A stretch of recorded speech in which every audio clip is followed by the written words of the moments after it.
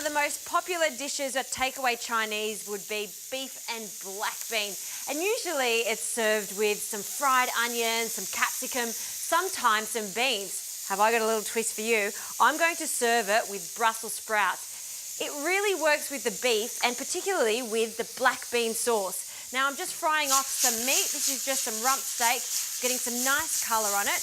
And I've cut my Brussels sprouts into quarters. They've got a really nice nutty flavour to them, and I'm not going to parboil them because they don't take long to cook at all when they're cut into quarters just like this. So once you've got a nice handful of them, we'll pop them in with the beef. We'll give that a toss, and look at those gorgeous colours.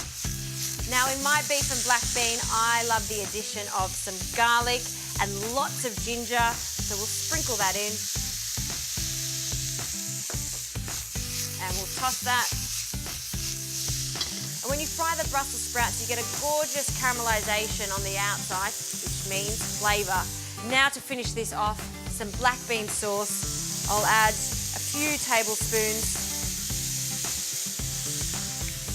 And now we simply need to coat this in the sauce.